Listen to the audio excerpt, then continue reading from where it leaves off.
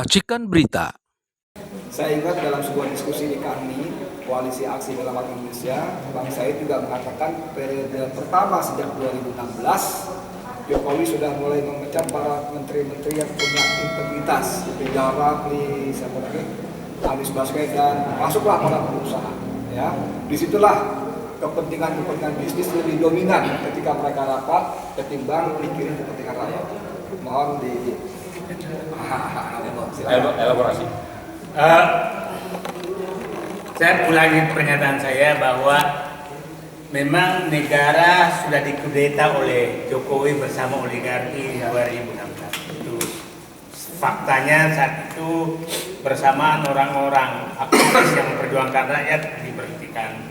Sudirman Said, Rizal Ramli, Anies Baswedan, itu diberhentikan dan masuklah para konglomerat menjadi menteri.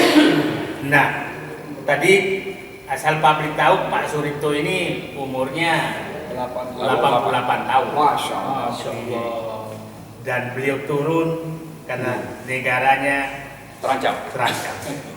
Dan dulu guru kita lah, sampai sekarang guru kita untuk berjuang umur 88 tahun dan konsisten berjuang untuk melawan oligarki yang istilahnya state corporate crime. Nah, itu yang dilakukan beliau dan konsisten. Nah, saya hanya ingin menyatakan kenapa sih oligarki ini sangat berbahaya kalau ini. Nah, kasih tahu anatominya saja. Jadi setelah itu Presiden Jokowi melakukan kudeta bersama oligarki, maka negara sudah di tangan oligarki sama Jokowi. Partai-partai itu menjadi alat oligarki. Ya, partai-partai sehingga puncaknya muncullah Undang-Undang Cipta Kerja yang menghalalkan segala cara untuk menggolkan keinginan oligarki. Jadi kira-kira itu karpet merahnya Undang-Undang Cipta Kerja yang dibikin oleh Jokowi. Nah, itulah kenapa sekarang kita selalu bertanya, kenapa partai diam semua? Karena saya yakin mereka terlibat dalam undang-undang semua itu dan mungkin juga menjadi penikmat daripada hasil kudeta Jokowi bersama oligarki. Nah, itu dinikmati sekarang dan mungkin juga oligarki sudah punya sprindik tersendiri selain Jokowi. Oh, okay. Jadi oligarki punya sprindik sendiri kepada tokoh partai, ulama, cendekiawan punya, karena sehingga mereka diam. Mungkin yang hadir di sini memang nggak dihitung oleh oligarki. Ngapain gua kasih amplop kalian? Kira-kira selain nggak bisa dikasih amplop juga ya kira-kira ini bilang orang-orang gila aja itu mereka. Nah, saya ingin menyatakan kenapa bahaya sekali. Saya kasih tahu anatomi bagaimana oligarki. Kalau di Rempang, kita mulai dari barat, Rempang itu luas lahannya sebenarnya 18.000 hektar, 70.000 hektar itu untuk hutan lindung. Sisanya jadi PSN semua. Jadi artinya pulau itu akan dikosongkan. Oke. Yang menarik sekali Rempang ini adalah negara sudah terusir oleh oligarki di Rempang. Semua aparat desa, camat itu sudah harus keluar meninggalkan Pulau Rempang. Dan perusahaanlah yang masuk berkantor di situ. Bayangkan kantor camat itu yang berkantor adalah camat diusir oleh PT dan berkantor mereka di sana. Jadi ini fakta. Kalau Pak Prabowo menyatakan tidak boleh ada dalam negara, Pulau Rempang itu sudah negara dalam negara real.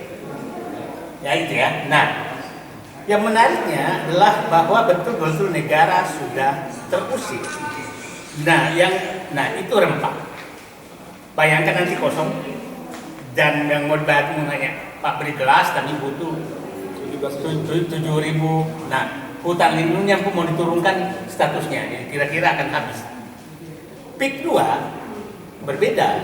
PIK 2 adalah ada penyeludupan hukum karena statusnya hanya 1.700 hektar, tapi dia bebaskan hampir seluruh sebagian besar. Jadi itu benar dengan pemaksaan.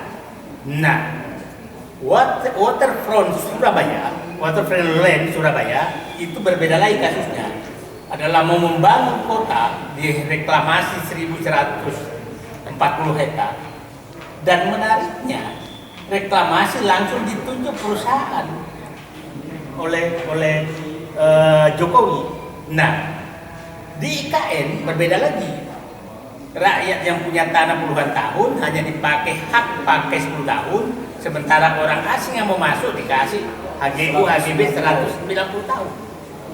Jadi kesimpulannya adalah Jokowi ini betul-betul sudah menjual negara tanah air ini kepada oligarki.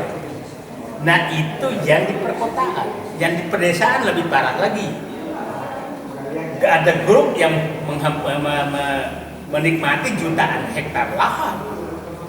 Kita belum pernah masuk bagaimana di Marwali, berapa tambang yang diserahkan ke Cina.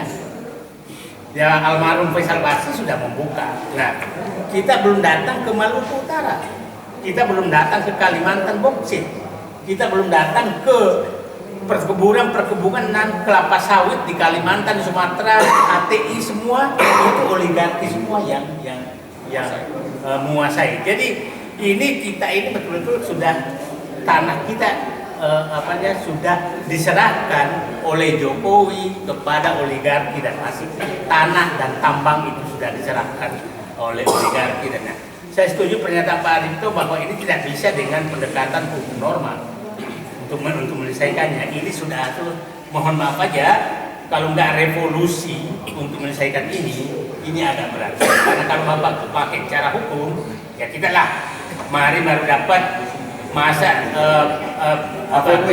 korupsi puluhan ratusan triliun, 300 triliun hanya dihukum 6,5 tahun. Itu menurut saya melukai hati rasa.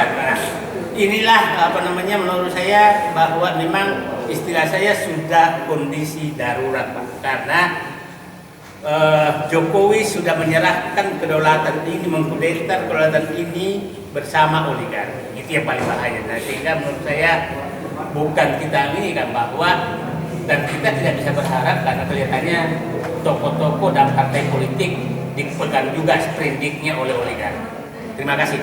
Pak, mungkin bisa jelaskan tadi sedikit tentang sprindik gitu, biar jelas kepada teman-teman. Jadi begini, saya ini kalau orang itu partai atau tokoh sudah pernah menerima amplop dari oligarki, maka pasti oligarki punya dokumentasi. Menerima uang haram itu pasti punya. Dan kalau dia coba menyanyi, maka dia buka. Dan ini bisa saja kerjasama dengan penegak hukum. Ini orang ini loh. Coba lihatlah.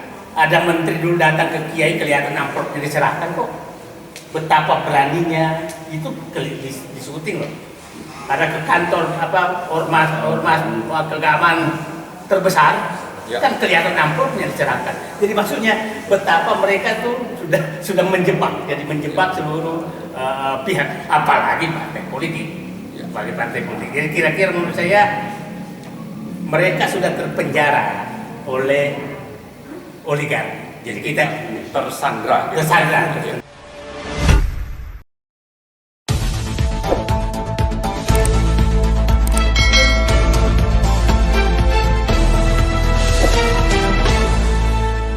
Racikan Berita